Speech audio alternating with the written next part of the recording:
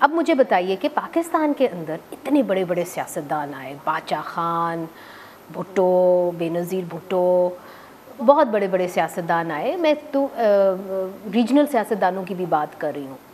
اکبر بگٹی صاحب ہو گئے اور بڑے، مگر پاکستان کے اندر سیاسی کلچر نہیں بن سکا. اس کی کیا وجہ ہے؟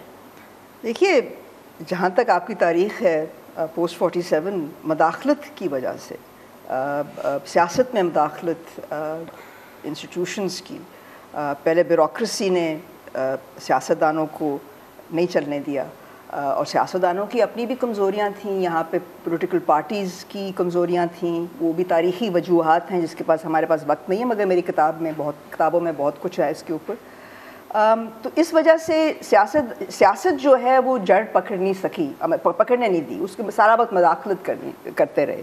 تو سب سے بڑی جو جمہوریت کا خواب تھا وہ پورا نہیں ہو سکا کہ جمہوریت ایسی ہوگی جو سب کو کچھ ملے گا، سب کو موقع ملے گا اپنی زندگیوں کو بہتر بنانے کا. پاکستان اس لیے بنایا تھا مسلمانوں نے کہ اپنی زندگی بہتر بنائے، کیونکہ ان کو امید نہیں تھی کہ ہندوستان میں ان کا کوئی فیوچر ہو سکتا ہے. تو وہ نہیں ہونے پایا، اور اس وجہ سے کیونکہ یہاں پر ہمارا سب سے انفارچونیٹ سچویشن ہے کہ یہاں پر جو ذاتی مفاد ہے اور عوامی مفاد ہے اور جو قومی مفاد ہے اس میں ہم نے کوئی ڈسٹنکشن نہیں کی. اور ذاتی مفاد جو لوگ اقتدار میں تھے اور جو طاقتور تھے، انہوں نے ذاتی مفاد قومی مفاد کے نام پر پیش کیا، اور یہی آپ کی سیاست رہی ہے.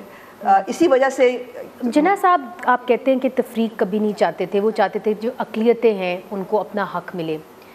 آپ کیا سمجھتے ہیں کہ جس طریقے سے پاکستان نے سمت اختیار کی، اس سے تفریق بڑے صغیر میں یا کم؟ دیکھیے، جو سیاستدان ہوتے ہیں اور جو سیاست کرتے ہیں، اس میں سب نان سیاستدان بھی ہوتے ہیں، وہ نہیں، ان کے لیے تفریق پیدا کرنا، تضاد پیدا کرنا ان کے فائدے میں ہوتا ہے، کیونکہ وہ موبلائزیشن پرپسز کے لیے کرتے ہیں، اپنے آپ کو بڑا کرنے کے لیے کرتے ہیں. لوگوں کو تفریق پیدا کرنے سے وہ مضبوط اپنے آپ کو سمجھتے ہیں. جناح صاحب وہ نہیں چاہتے تھے. اس کے لیے آپ کو انسٹیٹیوشنز بنانی تھیں، آپ کو ادارے بنانے تھے مضبوط. سب سے زیادہ تو پارلیمنٹ سب سے ضروری بات. جناح صاحب نے ساری زندگی پارلیمنٹیرین رہے، ان کی ساری زندگی سینٹرل اسمبلی میں انہوں نے کام کیا، کیونکہ ہی ون دا سیٹ، پارلیمنٹری تھے نا. جی، مگر ڈاکٹر صاحبہ، جناح صاحب جو ہے وہ چلے گئے ہمیں چھوڑ کے، تو پیچھے کچھ بھی نہیں بچا. کیا انہوں نے کوئی مضبوط اپنی پارٹی نہیں کی؟ کیا وجہ تھی؟ مسلم لیگ تو کبھی بھی مضبوط پارٹی نہیں تھی. تو پھر کیا ہوا پیچھے ان کے جانے کے بعد؟ اس طرح سب کچھ کیوں بکھر گیا؟ انسٹیٹیوشنز کیوں نہیں بن پائیں؟ ایک تو مطلب یہ ہوا کہ جو لوگ آئے پاور میں، وہ اپنے آپ کو اپنے قدم جمانے کے لیے انہوں نے جمہوریت کو کوئی امپورٹنس نہیں دی، تقویت نہیں دی. تو یہ ہوا. اس کے بعد جب فوجی مداخلت ہو گئی 1958 میں، اس کے بعد سے تو ابھی تک ہم اس میں سے نکل نہیں سکے. کیونکہ ایک دفعہ فوجی مداخلت ہو جائے، اور وہ بھی اتنی لمبی 11 سال 10 سال، پہلے ایوب میں، اس کے بعد یایا، پھر ضیاء الحق، پھر مشرف، تو یعنی کہ اس ملک میں تو فوجی حکومتیں رہی ہیں.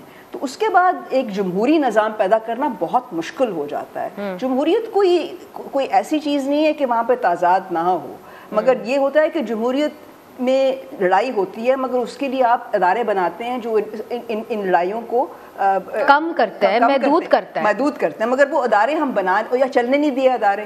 تو آپ نے یہ کہا بھی کہ ڈیموکریسی از کانفلکٹ، یا آپ نے کہا میڈیشنل انسٹیٹیوشنز، ناٹ میڈلنگ انسٹیٹیوشنز.